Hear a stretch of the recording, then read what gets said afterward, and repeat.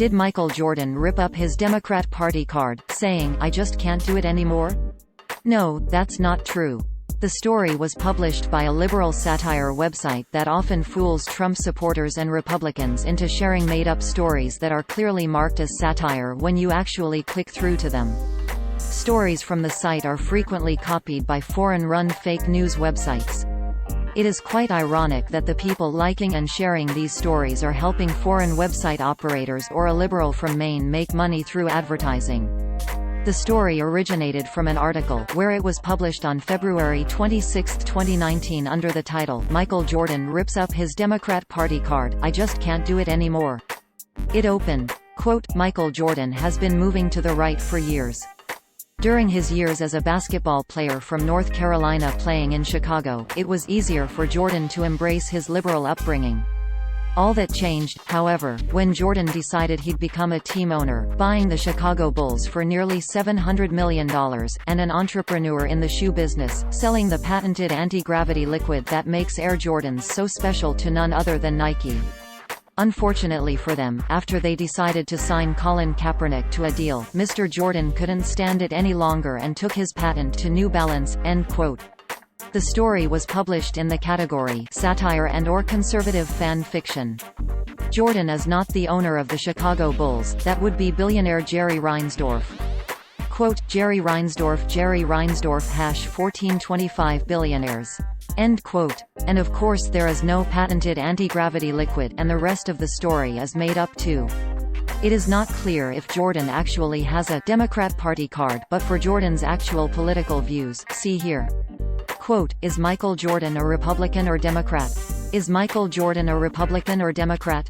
Although Jordan notoriously keeps his politics to himself, you can see the clues below, and the money trail provides the big reveal: he has donated money to Democratic leadership organizations over the years.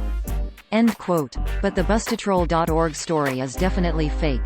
The site is part of the America's Last Line of Defense network of satire websites run by self-professed liberal troll Christopher Blair from Maine, along with a loose confederation of friends and allies.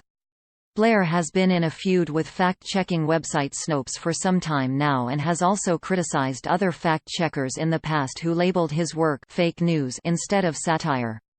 In reaction to this, he has recently rebranded all his active websites and Facebook pages so they carry extremely visible disclaimers everywhere.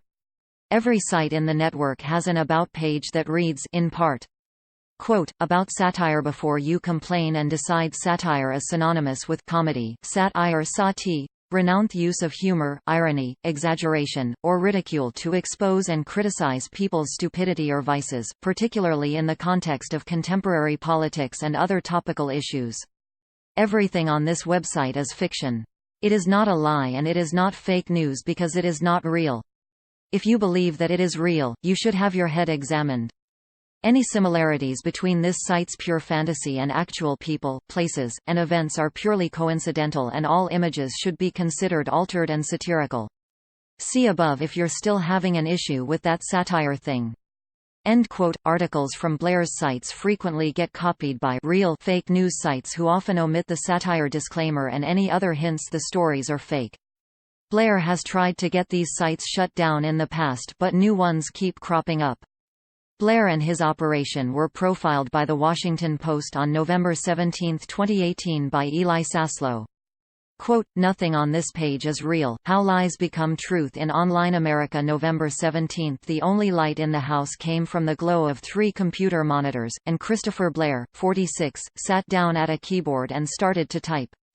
His wife had left for work and his children were on their way to school, but waiting online was his other community, an unreality where nothing was exactly as it seemed. End quote. If you are interested in learning more about Blair and the history of his sites, here is something to get you started. Quote, "The ultimate Christopher Blair and America's Last Line of Defense reading list, lead stories story updated, check for updates below."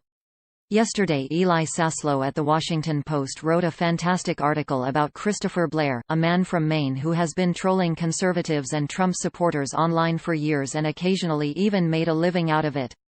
End quote. If you see one of his stories on a site that does not contain a satire disclaimer, assume it is fake news. If you do see the satire disclaimer, it is of course also fake news.